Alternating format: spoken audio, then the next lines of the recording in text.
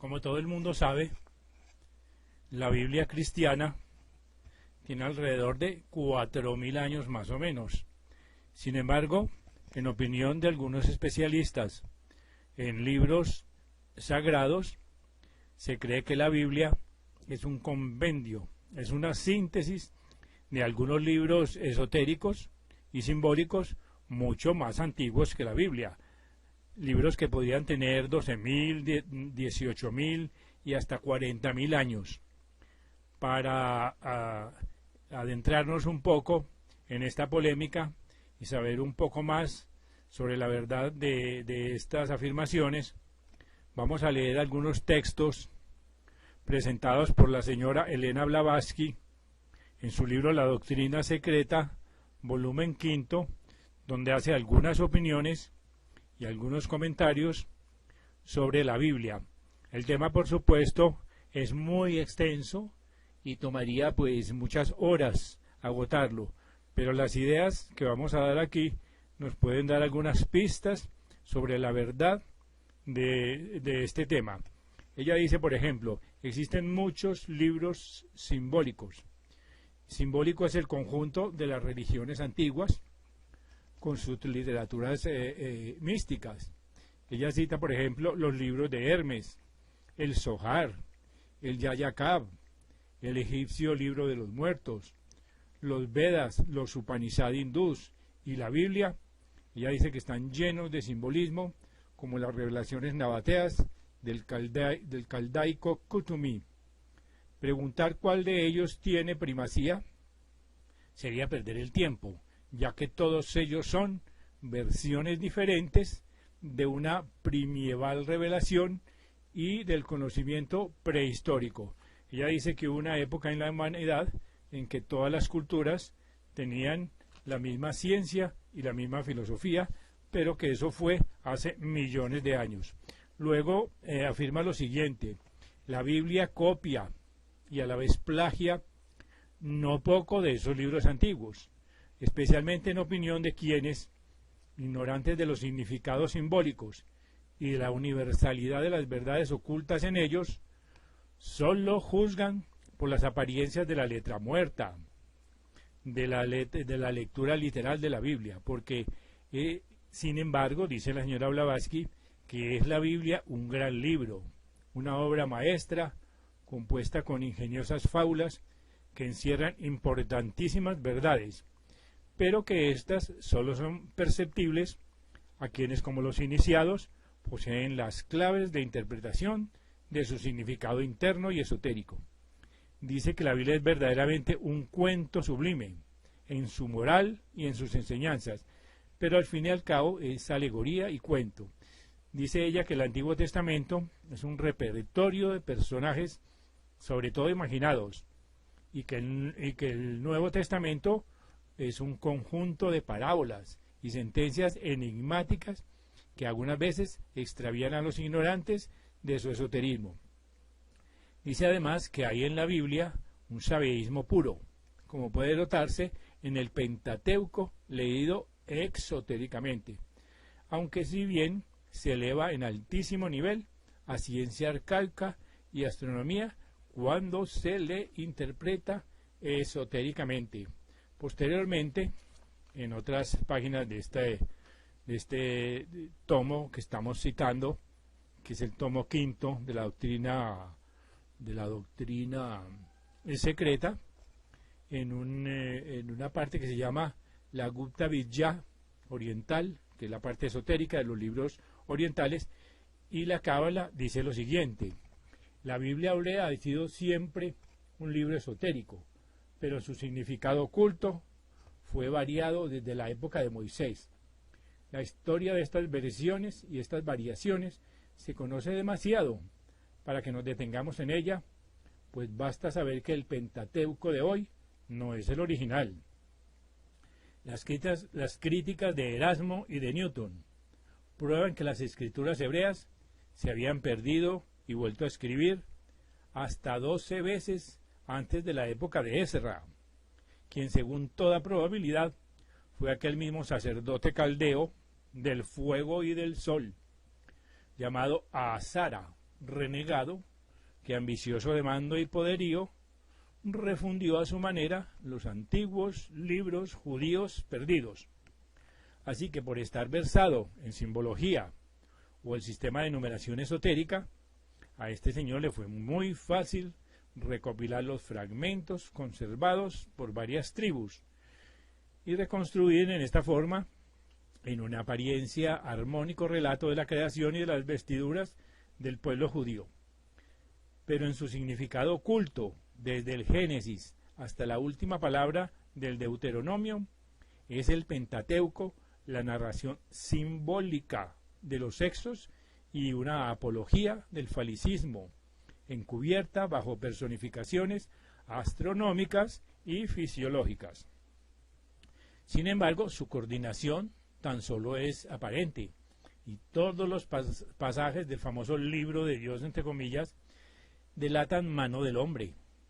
De aquí que el Génesis habla de los reyes de Edom antes de que hubiese reyes en Israel, y que Moisés relata su propia muerte, y que Aarón muere 2 veces, y se le encierre en 2 distintos lugares, aparte de otras incongruencias por el estilo. Pero para el cabalista esto es bagatela, pues él sabe que ninguno de estos acontecimientos es histórico. Es simplemente la cubierta que oculta varias peculiaridades fisiológicas. Pero para el cristiano sincero, que acepta de buena gana todos estos pasajes oscuros, significa todo ello muchísimo.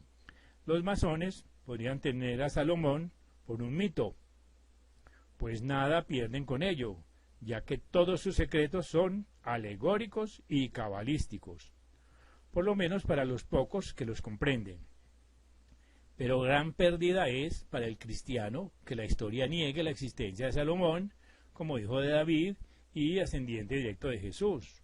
O sea, no hay motivo fundado para que los cabalistas asignen mucha antigüedad a los pergaminos bíblicos que hoy poseen los hebraístas, pues tanto judíos como cristianos confiesan que, entre comillas, las escrituras se perdieron en la cautividad de Babilonia, y el levita y el sacerdote Esdras, en tiempos de Artajerjes, rey de Persia, recibió inspiración en el ejercicio de su profecía y pudo restaurar el conjunto de las antiguas escrituras, como se piensa normalmente.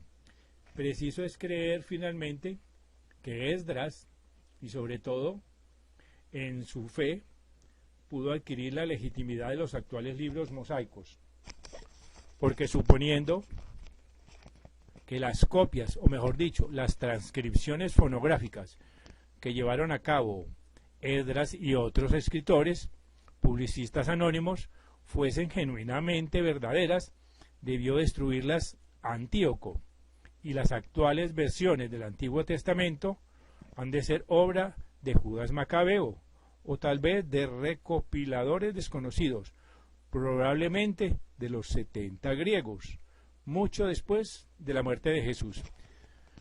En consecuencia, tenemos que la fidelidad del actual texto hebreo de la Biblia depende de la versión hecha milagrosamente en Grecia por los 70, pues como se habían perdido las copias originales, resulta que los actuales textos hebreos son traducción del griego. Para salir de tan vicioso círculo de pruebas, hemos de apoyarnos una vez más en el testimonio de Josefo y Filón Judeo, los 2 auténticos historiadores judíos que aseguran haberse escrito la versión de los 70 en las referidas circunstancias. Además, es justo decir que esas circunstancias no son propias para inspirar confianza. Josefo dice que, deseoso Ptolomeo Filadelfo de leer en griego las escrituras hebreas, solicitó del sumo sacerdote Eleazar que le enviase 6 hombres de cada una de las 12 tribus para que las tradujesen. Cuenta después una peregrina historia, atestiguada por Aristeas, según la cual los 72 traductores, recluidos en una isla, llevaron a cabo su tarea en 72 días justos, etcétera, etcétera. Y prosigue la señora Blavatsky. ¿Podría creerse esa historia si no intervinieran en ella los 10 tribus desaparecidas de Israel? ¿Por qué? Porque si desaparecieron entre los años 700 y 900 antes de Jesucristo, se puede hacer la pregunta de cómo es que algunos siglos después enviaron 6 hombres cada uno para satisfacer los deseos de Ptolomeo y quedar de nuevo fuera del horizonte histórico. Verdaderamente sería un milagro. No obstante, en documentos tales como la versión de los 70, se nos pide ver la directa relación divina.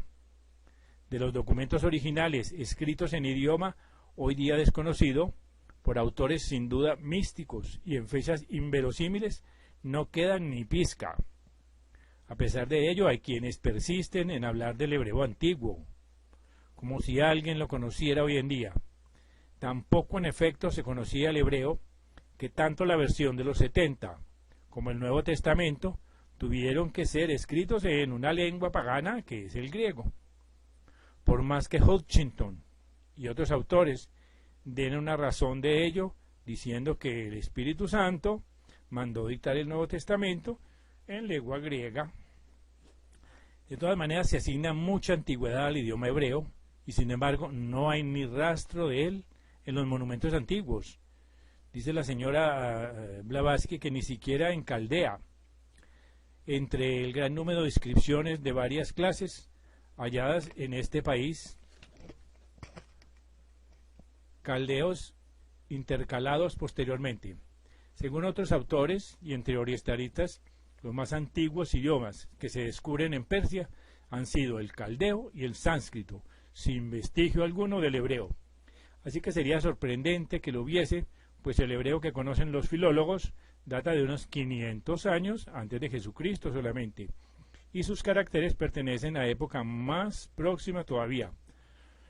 Así que los verdaderos caracteres hebreos, si bien no se han perdido del todo, se han alterado hasta el punto de que una mera inspección del alfabeto demuestra que se ha regularizado la forma de las letras, recortándolas a fin de hacerlas más cuadradas y uniformes.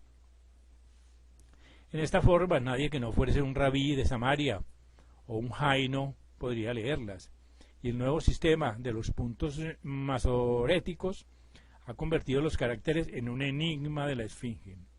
Ahora se encuentra la puntuación en todos los manuscritos menos antiguos y es tan arbitraria que por medio de ella puede alterarse cualquier texto e intercambiarlo según convenga. Así que bastan muchos ejemplos para demostrar esta afirmación, y que por otra parte estamos de acuerdo con los cabalistas, ya que ellos mismos reconocen la primitiva unidad del conocimiento y de idioma, pero debemos de añadir, para mayor claridad, que uno y otro se han hecho esotéricos desde la sumersión de la Atlántida, o sea, hace muchos millones de años. Así que el mito de la Torre de Babel se refiere a este forzado secreto. Se afirma que al corromperse los hombres, ya no se les tuvo por dignos de recibir tal conocimiento, cuya anterior universalidad se limitó desde entonces a unos pocos iniciados. Así que la lengua única, entre comillas, o idioma misterioso que era el censar, fue rehusado gradualmente a las siguientes generaciones, se hizo cada vez más escaso y todas las naciones quedaron severamente limitadas a su propia lengua nacional. Entonces, al olvidarse la lengua primieval de la sabiduría, que es el censar, dijeron que el Señor había confundido todas las lenguas de la tierra para que los pecadores no pudieran entenderse unos con otros. Pero en todas las comarcas, países y naciones quedaron iniciados, y también los israelitas subieron sus instruidos adeptos. Una de las claves de ese universal conocimiento es un sistema puramente aritmético y geométrico, pues el alfabeto de toda gran nación tiene un valor numérico para cada letra. Y además, un sistema de permutación de sílabas y sinónimos que ha llegado a la perfección en los ocultos métodos hindúes, pero que los hebreos no tenían. Así que los judíos emplearon el sistema aritmético geométrico con propósito de encubrir sus creencias esotéricas bajo la máscara de una religión nacional popular monoteísta. Los últimos poseedores del sistema en toda su perfección fueron los instruidos y ateos saduceos, adversarios de los fariseos y de sus confusas doctrinas que de Babilonia trajeron. Sí, los saduceos, los ilusionistas, que decían que el alma, los ángeles y demás seres análogos eran puras ilusiones por la razón de no ser eternos, con lo cual se mostraban conformes con el esoterismo oriental. Como al mismo tiempo repudiaban ellos todos los libros sagrados, menos la ley de Moisés, parece que esa ley debió de ser en un principio muy diferente de lo que es ahora. Para terminar, podemos decir que todo cuanto antecede está escrito con la mira puesta en nuestros cabalistas, que no obstante la erudición de algunos, hacen mal en colgar las arpas de su fe en los sauces talmúdicos, es decir, en los pergaminos hebreos existentes hoy en día, con caracteres ya cuadrados, ya puntiagudos, en las bibliotecas, museos y hasta en las colecciones paleográficas. Así que en el mundo quedan media docena de pergaminos hebreos auténticos, si mucho, y sus auténticos dueños no los dejarían examinar a nadie por ningún concepto. Así que, como se ha indicado unas páginas antes, ¿cómo entonces pueden atribuir los cabalistas prioridad al esoterismo de los judíos y decir, como algunos, que el idioma hebreo es la raíz y fuente de todos los demás idiomas, inclusive el egipcio y el sánscrito?